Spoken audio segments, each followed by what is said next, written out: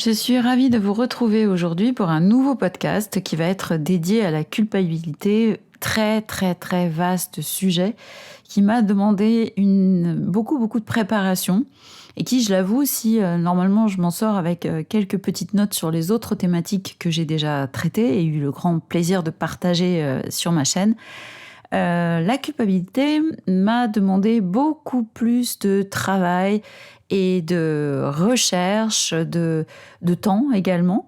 Et je vais vous partager ça dans un bref instant. Qu'est-ce que la culpabilité et comment la gérer au mieux aussi? Quel est le pendant de la culpabilité? C'est ce que nous allons voir ensemble pendant ce podcast.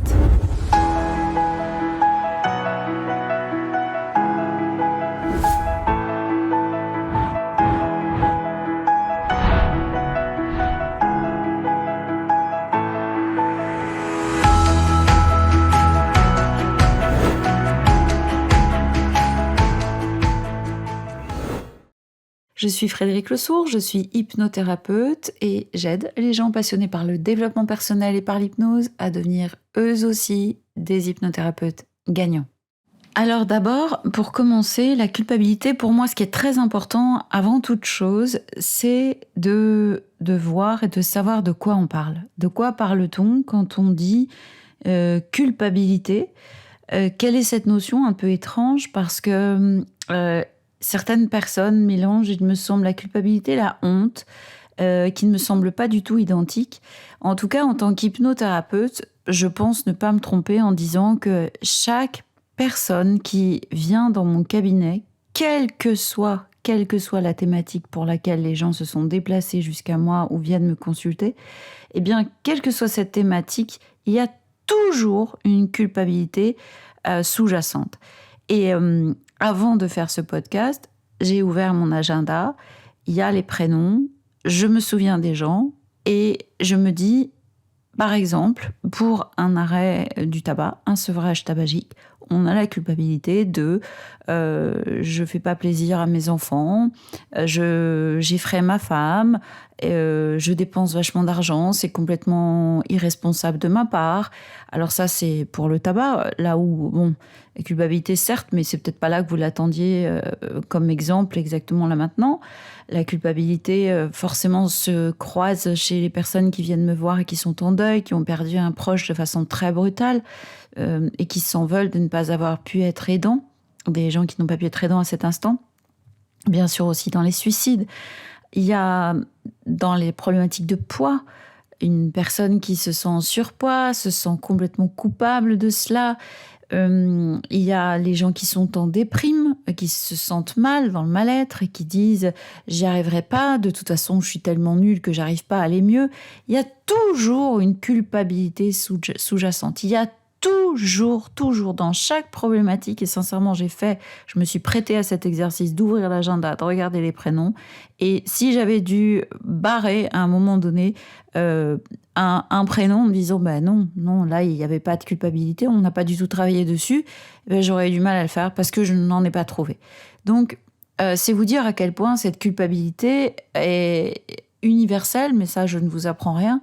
Et pour moi, c'est aussi un très doux mélange de plein de choses. Je vais essayer de rester le plus synthétique possible. Et je vous avouerai que comme j'avais assisté à un séminaire sur la culpabilité versus la responsabilité, parce que forcément, à cette culpabilité qui peut être énorme en nous, il y a de l'autre côté, et pour s'en sortir, la responsabilité, et on y viendra. Avec la culpabilité aussi, il y a la culpabilisation, c'est autre chose, mais ça fait partie aussi souvent du parcours des gens qui ont tendance à culpabiliser et qui se laissent facilement culpabiliser par d'autres. Donc c'est extrêmement complexe et en même temps, je ne pense pas que la culpabilité aille toute seule. C'est-à-dire qu'elle croise aussi d'autres émotions dont j'ai déjà parlé et que j'ai déjà traitées dans des podcasts, tels que la tristesse, la colère, etc. Alors je reviens à ce que je disais il y a quelques instants. C'est quoi en fait la culpabilité, puisque on va tous être traversés par la culpabilité. Encore une fois, aujourd'hui, je n'entre pas dans des détails qui sont bien plus complexes de est-ce que chacun de nous va ressentir de la culpabilité ? La réponse est théoriquement oui, sauf qu'il y a quand même aussi des gens, apparemment, qui sont, par exemple, qui ont tué d'autres personnes, qui ont fait du mal à d'autres personnes, qui sont en prison et qui, pour certains, ne ressentiront jamais de culpabilité de leur vie, ce qui n'est pas forcément quelque chose de très sain ou de très aidant dans la vie. Je pense que, en tout cas, je vais parler encore une fois de ce que je sais faire, c'est-à-dire de la culpabilité telle que je la côtoie à travers mes patients, de celles que je connais pour moi, bien sûr, de celles que j'ai déjà croisées au travers de discussions avec des amis, avec mon entourage, avec plein de gens. Donc, on sera à peu près tous d'accord que la culpabilité, ça peut nous toucher tous, plus souvent pour certains que d'autres. Il y a des gens qui sont très à même à ressentir cette culpabilité et d'autres vont la ressentir différemment et moins fréquemment. La culpabilité, c'est à la base un jugement.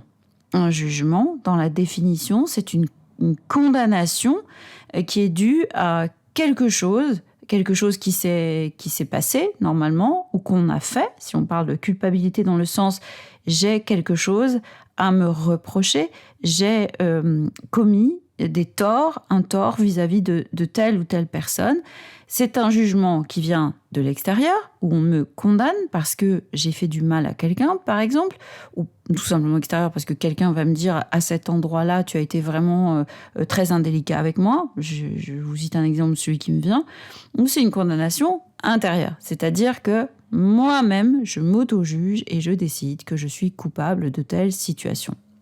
C'est ce qui vaut, par exemple, si ma grand-tante habite relativement loin de chez moi et qu'elle se sent très seule et que moi, j'ai beaucoup de travail dans la semaine et que j'hésite à aller la voir, que je finis par lui dire non, je viens pas et je sens qu'elle réagit pas très bien, alors ça déclenche en moi un sentiment de culpabilité. Ça, c'est un exemple parmi tant d'autres où on me demande de l'aide et mon voisin me dit tu pourrais m'aider à déménager, j'ai pas beaucoup de mains fortes pour ce week-end et puis moi je peux pas, je sais pas, j'ai mal au dos et je lui dis écoute non.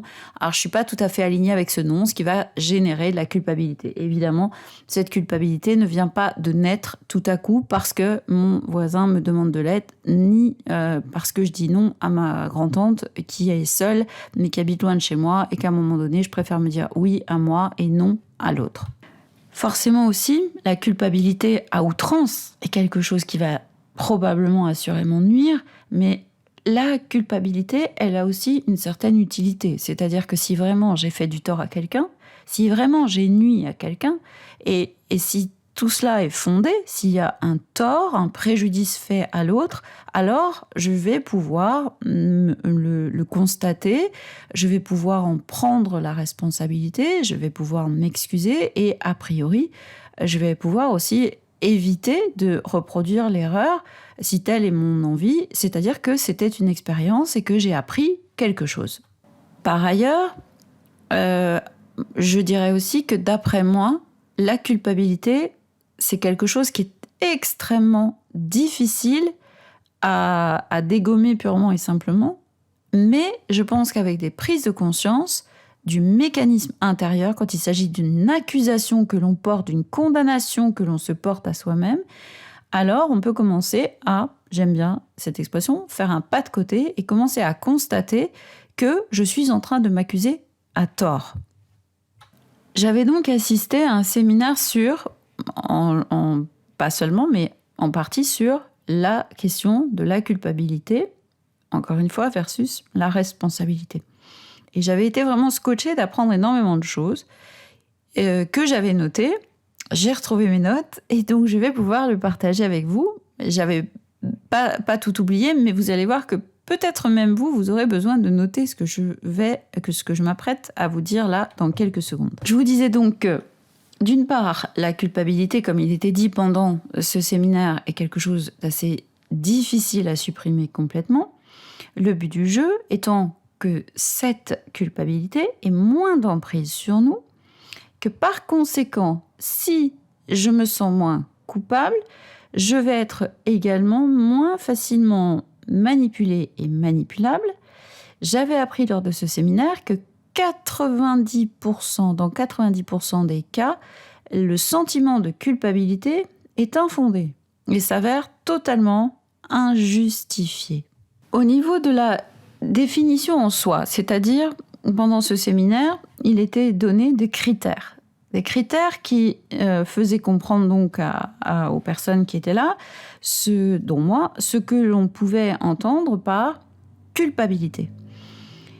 Quand on parle de culpabilité, théoriquement, et c'est très probablement très utile dans le domaine juridique, quand on est avocat, quand on défend la cause de quelqu'un, pour être coupable, il faut qu'il y ait 2 critères.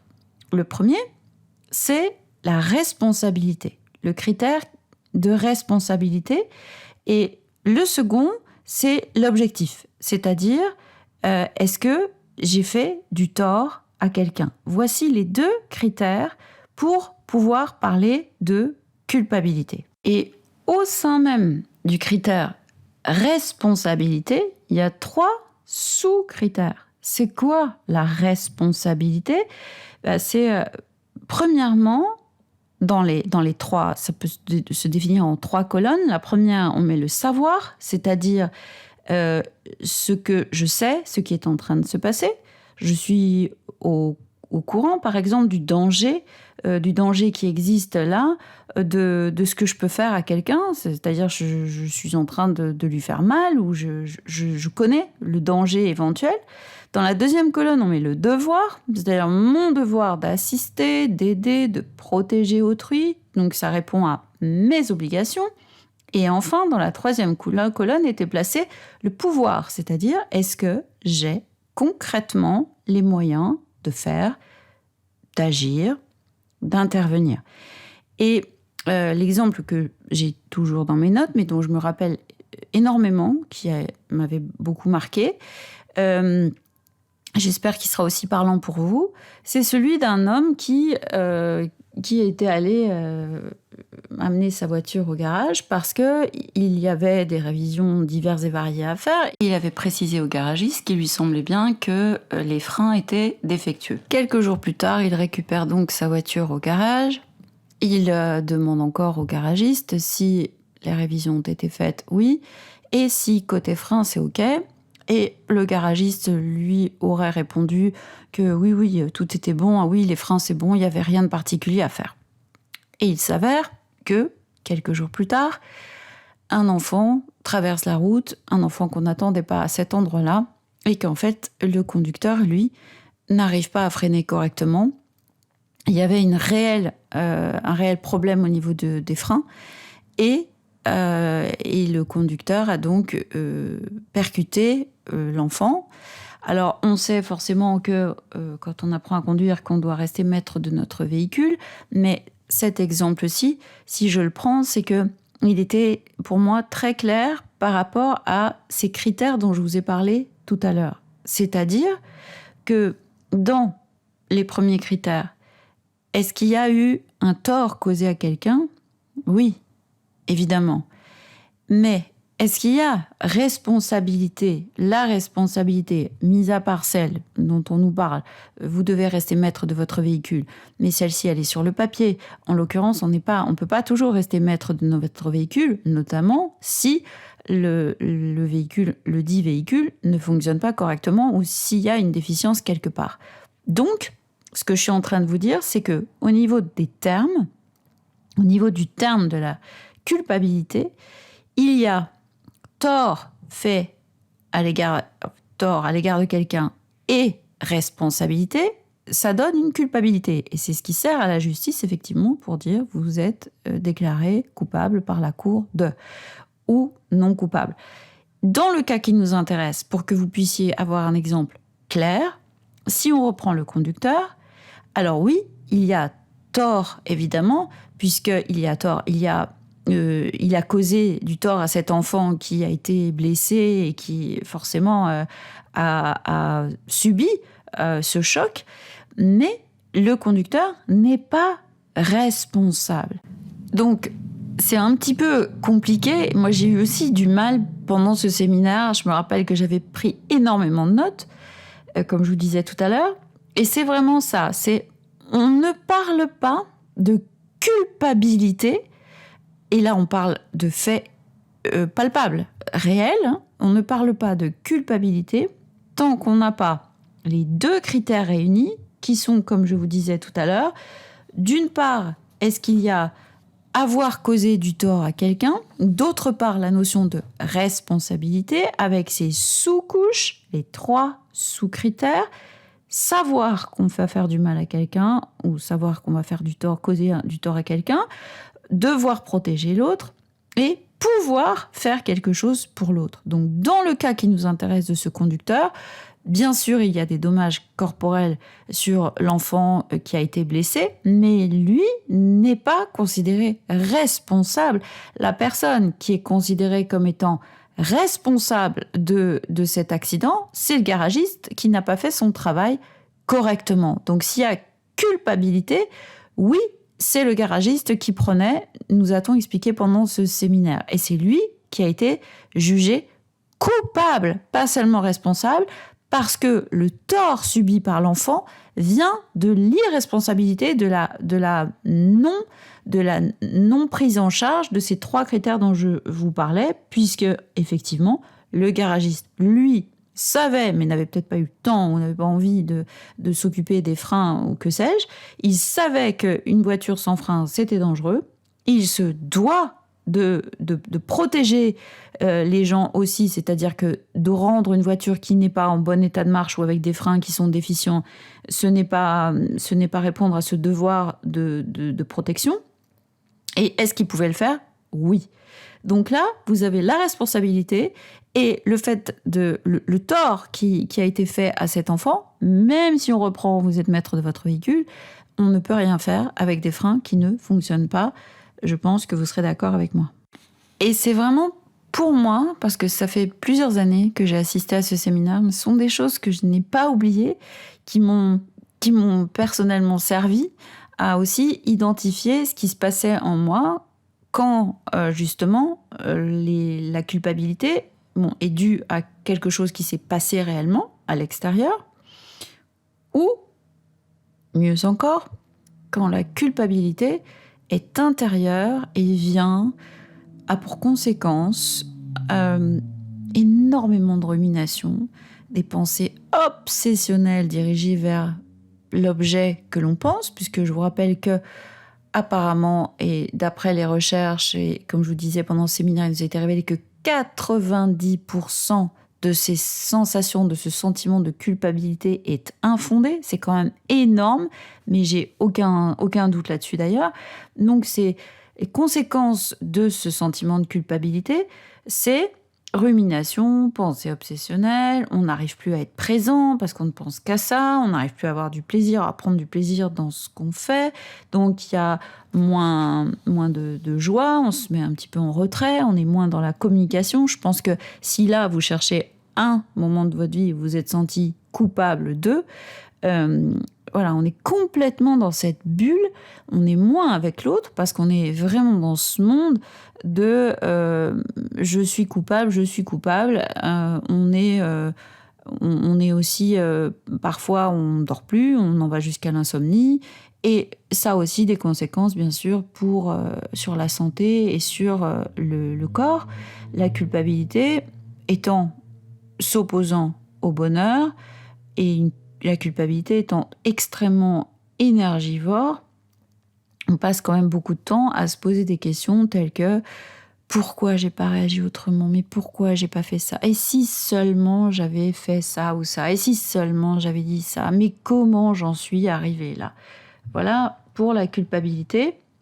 Alors, quand elle est fondée, quand effectivement on se dit, comme je vous disais tout à l'heure, ok, j'ai fait ça à un tel et je lui ai fait mal, je sais pas, ça fait du basique, j'ai fait tomber un enfant, ou j'ai marché sur le pied de quelqu'un, ou bien j'ai mal parlé à quelqu'un et je l'ai blessé, et enfin que sais-je. Si effectivement il s'est passé quelque chose, je prends ma responsabilité, je l'accepte, cette responsabilité, je vais m'excuser, je vais parler avec quelqu'un, ou évidemment, je m'excuse l'autre de lui avoir fait du mal physiquement. Et en tout état de cause, c'est quelque chose qui est réparable. Je me suis énervée, j'ai parlé trop fort et je me suis emportée. Voilà, tout ça, et de toute façon, va avec la responsabilité. J'endosse la responsabilité de ce que je viens de faire et je le corrige. Mais, dans 90% des cas, il s'agit de rumination, de sentiment de culpabilité par rapport à des choses qui, finalement, n'existent pas.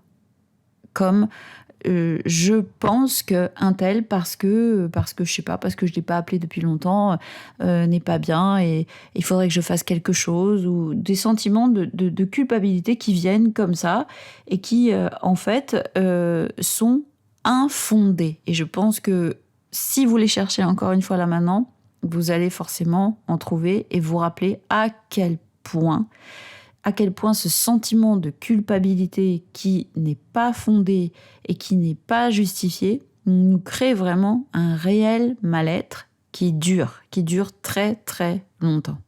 Après, je vous disais au début, il y a la notion de culpabilisation. Alors, il y a la culpabilisation qui a quand même valeur de manipulation. Et puis, il y a la culpabilisation alors c'est peut-être pas le même mot d'ailleurs, en tout cas c'est celui qui me vient, mais c'est pas possible de ne pas reprendre un enfant qui fait du mal à un autre ou qui est sur le point de faire quelque chose qui pourrait être tragique pour un autre enfant, de lui planter une fourchette dans la main. C'est pas possible de ne pas réagir. Donc forcément, on va peut-être réagir avec un petit peu avec un ton qui est plus haut pour éviter ce danger, et justement de notre responsabilité de devoir protéger quelqu'un d'autre. Et ça peut donner un sentiment de culpabilité à l'enfant, mais on ne peut pas tout contourner. On ne peut pas.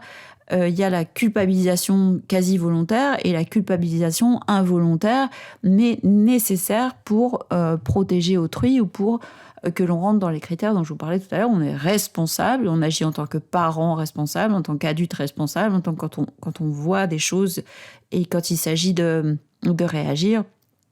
Parfois, c'est tout à fait nécessaire de le faire et ça peut donner ce que j'appellerais une culpabilisation involontaire. La culpabilisation qui est davantage volontaire, c'est là aussi que ça pose problème. C'est-à-dire que, en théorie, si je suis quelqu'un qui a tendance à déjà me sentir très coupable facilement et pour beaucoup de choses, alors je vais me sentir facilement, je vais être facilement la proie de personnes autour de moi qui insisteront sur cette culpabilité qu'elles essaieront de générer chez moi. Et cette tentative de faire culpabiliser l'autre est une façon de le manipuler évidente, où l'autre tente d'agir sur nous. Quand quelqu'un nous dit « à ta place, je ne serais pas fière » ou « comment tu as pu faire une chose pareille ?» Donc là, ce sont des propos manipulatoires et en face de nous, on a quelqu'un qui joue avec cette culpabilité facile ou qui naît facilement chez nous, qui va l'exploiter et plus encore se valoriser indirectement. C'est-à-dire que si cette personne me dit je trouve ça vraiment méchant ce que tu as fait, ça veut dire que lui s'exclut de ce monde où il y a de la méchanceté et se pose de l'autre côté, c'est-à-dire du monde des gentils, et vous laisse gentiment dans le monde des méchants que vous connaissez parce que vous êtes une mauvaise personne. Et cette culpabilisation de l'autre tente de vous faire croire effectivement que vous êtes réellement une mauvaise personne. Quand on reparle de culpabilisation, bien sûr, la culpabilité, comme je vous le disais tout à l'heure, elle ne naît pas avec des épiphénomènes de notre vie d'adulte. Elle vient, dans la plupart des cas, pour ne pas dire, parce que je ne me permettrai pas de dire que je sais tout, loin de là, mais dans la plupart des cas, vient de l'enfance, de l'enfant que nous avons été, puisque nous sommes forcément le fruit de de la façon dont nous avons été élevés, de l'éducation reçue, du passage à l'école et comment j'ai perçu ce passage de ma vie. J'ai passé quelques années à l'école, de comment les enseignants ont été avec moi. Donc forcément, il y a tout ce passage-là qui a laissé des traces. Cette notion, c'est vraiment la notion d'enfant intérieur, puisque je prône le fait que, et je voulais partager dans d'autres podcasts et dans les séances d'hypnose qui ont fait suite, je prône que l'on peut effectivement dépasser le passé, et notamment, ce que je suis en train de vous dire, c'est que l'enjeu, c'est d'arriver à se détacher par des prises de conscience régulières de cette culpabilité que je ne devrais jamais ressentir. Donc j'ai bien expliqué dans une première partie ce qu'est la culpabilité qui est due à quelque chose d'extérieur à moi, et qui fait partie effectivement même du jugement extérieur que peut avoir l'extérieur de moi. Là, on passe à la culpabilité intérieure, c'est-à-dire ce que moi je perçois de ce que j'ai, d'une attitude ou de mots que j'ai pu dire, mais qu'on ne m'a pas reproché, ou c'est juste l'intérieur de moi qui se met à bouillonner et qui me fait penser que je suis une bien mauvaise personne et que j'aurais pu et que j'aurais dû et si jamais, etc. Comme je vous disais, avec tous les dommages collatéraux que ça amène. Et forcément, on n'a pas tous eu la même éducation. J'ai quand même l'impression qu'aujourd'hui, les parents sont beaucoup plus tournés vers l'enfant, vers les mots qu'ils ont à dire, et qu'on essaie de plus en plus de contourner quand même les mots qui font vraiment mal et qui laissent beaucoup de traces. Mais c'est vrai que autrefois, je pense que c'était plus facilement des reproches de si tu travailles pas à l'école, tu réussiras pas ta vie, tu seras malheureux, et on se sentait tout coupable finalement de pas travailler davantage à l'école. Et même là, dans cet exemple-là, l'enfant qui n'a pas fait ses devoirs, si on part de ce que je vous expliquais tout à l'heure, responsabilité, les critères qui vont avec, etc., est-ce que ça en fait un enfant coupable ? Non. La réponse est non. Au regard des critères donnés, c'est-à-dire est-ce qu'il fait du tort à quelqu'un, si ce n'est à lui-même, mais en tout cas pas à l'extérieur, et où est sa responsabilité ?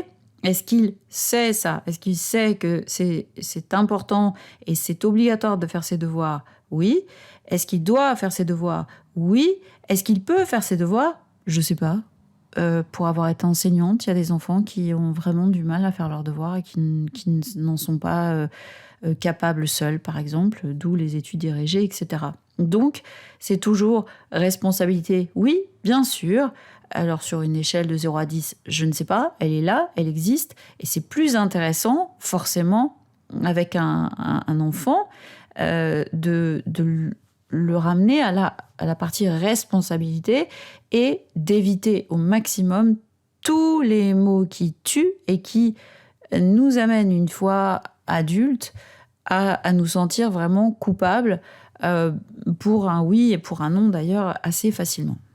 Cette notion donc de est-ce que je suis coupable, et moi j'insiste beaucoup pendant mes séances d'hypnothérapie, est-ce que je suis coupable ? Est-ce que la personne qui vient me voir, je vous disais tout à l'heure, j'ai pris mon agenda, je l'ouvre et je regarde. Donc, telle personne qui vient me voir pour le poids est blindée de culpabilité. C'est-à-dire, je suis en surpoids, c'est ma faute, c'est ma grande, grande faute. Donc, je suis coupable de tout ça, je suis nulle, j'y arrive pas, j'ai fait 150 régimes, ça marche pas, je déteste mon corps, etc., etc.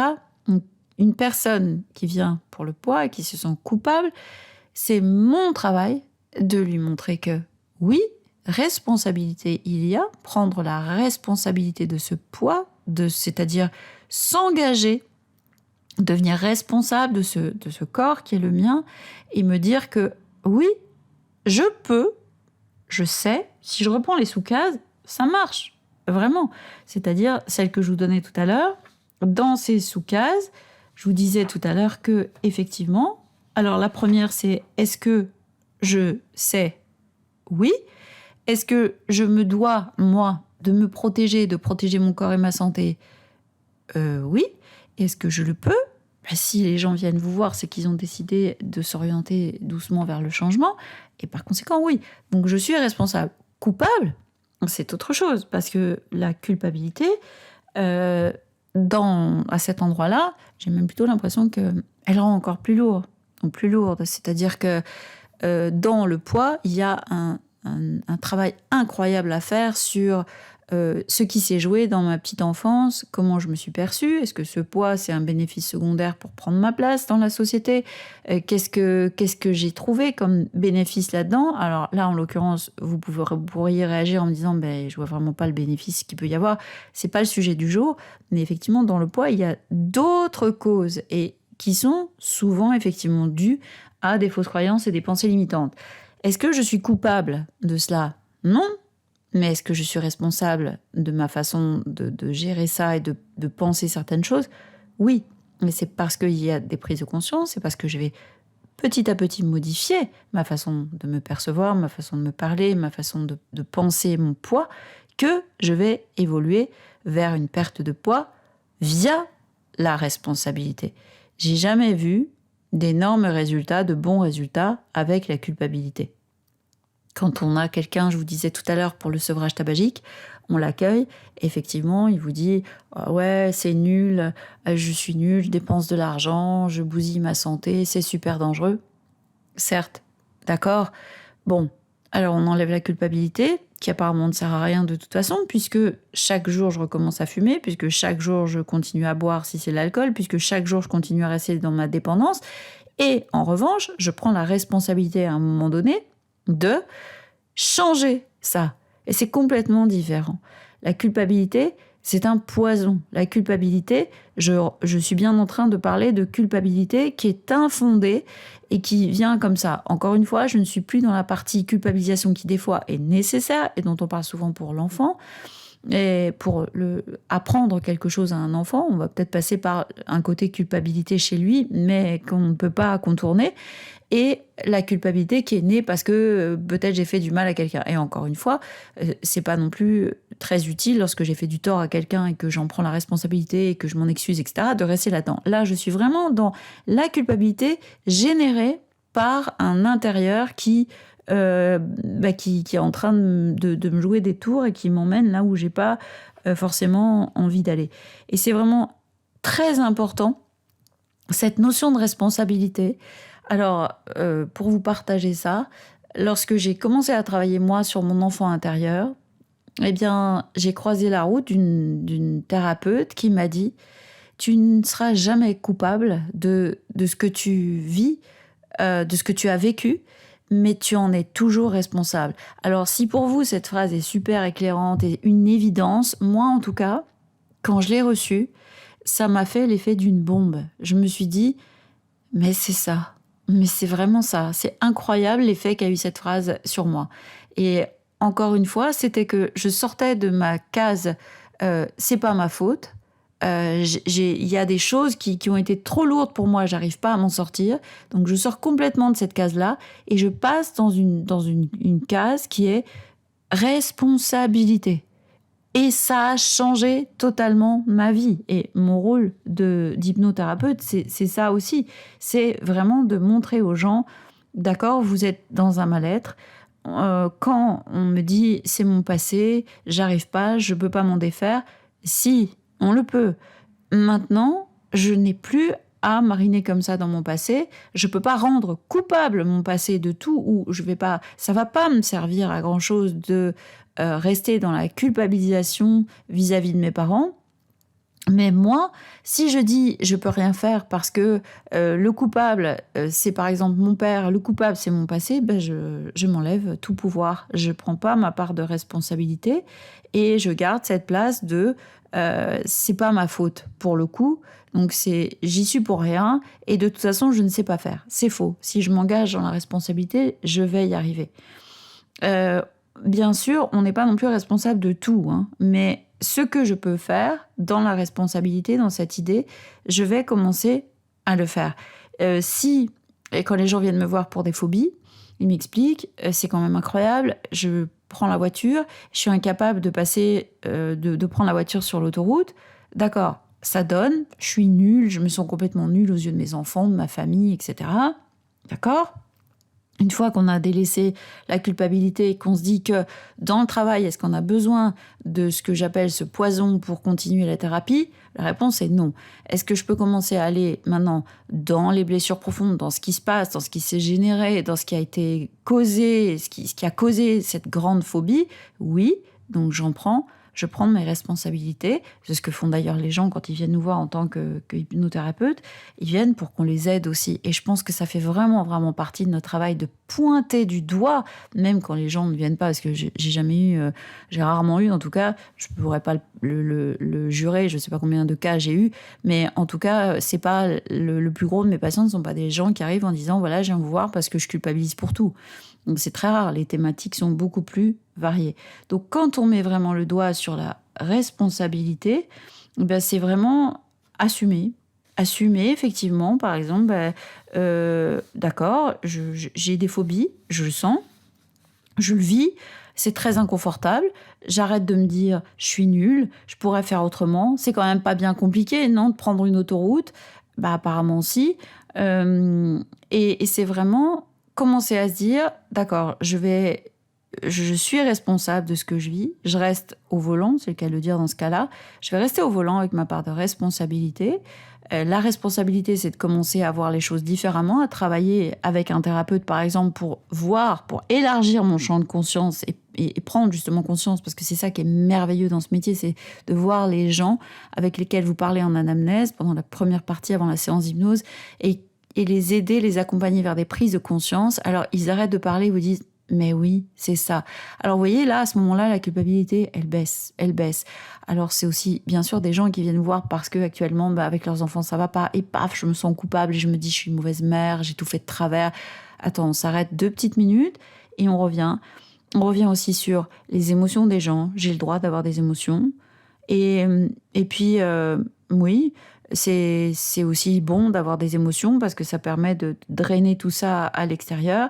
Le fait que je me sente comme ci ou comme ça, ou que j'ai des phobies, ou que je sois en mal-être, ou que je me sente pas capable de faire telle ou telle chose ne fait pas de moi une mauvaise personne. Je ne suis pas coupable. Je suis maintenant responsable de ce que je vais faire de cela. Dans ce travail sur la responsabilité, il y a la bienveillance. Il y a tant de thématiques, c'est ce que je vous disais au début, qui croisent finalement les autres choses. Arrêter de se taper sur la tête, changer ses lunettes, voir ça autrement, se dire « ok, je travaille sur cette problématique-là, j'enlève de plus en plus sa culpabilité ». Parce que si les émotions, les autres sont vraiment à explorer, à voir quel est le message. Mais là, la culpabilité n'a pas de message, elle continue à nous laisser dans l'idée de « je suis nulle, je sais pas faire, je peux pas faire, et si j'avais fait, et si seulement j'avais, et si ». Et ça nous laisse forcément dans cette espèce de cagibi dans lequel on n'arrive pas à agir parce qu'on est englué nous-mêmes avec toutes ces fausses croyances. Et c'est là que ça devient vraiment intéressant de se dire « ok, d'accord, alors coupable, sans faits extérieurs, sans rien de fondé, sans aucun fondement, non. Responsable de ce que je vais faire, de mon mal-être, de la problématique pour laquelle je suis venue et de la façon dont je vais gérer tout ça, c'est-à-dire avec douceur avec moi-même, empathie, un peu de patience, un peu de temps, etc. Oui, ça allège. C'est mon travail au quotidien et c'est aussi ce que j'engage les gens que je forme à faire, bien sûr, et la façon d'être, parce que si je transmets le savoir-faire, je ne m'occupe pas du savoir-être de chacun qui va le développer, mais en tout cas, c'est ce que j'engage chaque hypnothérapeute à faire, c'est-à-dire à engager la personne qui est en face de nous à la bienveillance, à la gentillesse avec soi, à un peu de patience, à sortir de cette culpabilité. J'ai souvent vraiment à la mettre à la poubelle. C'est pas facile à faire, mais décider, je suis responsable de ce que je vais faire de cette culpabilité et je peux passer à autre chose pour venir à bout de la problématique qui m'amène chez un hypnothérapeute. Voilà, il y aurait tellement à dire. que je vais arrêter là pour aujourd'hui. Je vais, comme d'habitude, maintenant enregistrer une séance d'hypnose qui viendra dans quelques jours sur cette thématique de dépasser la culpabilité. Et puis, j'espère que vous avez eu autant de plaisir à écouter ce podcast que j'ai eu à le réaliser pour vous. N'oubliez pas de vous abonner à la chaîne, de liker, de commenter. Merci beaucoup à vous d'être là, toujours plus nombreux, de m'envoyer vos petits mots. C'est vraiment un immense plaisir. Et comme j'ai répondu à une personne qui m'a envoyé merci pour vos podcasts, je réponds que quand je lis ça, je sais en tout cas ce que j'ai à faire, c'est continuer. Merci à vous tous, à très bientôt pour la suite.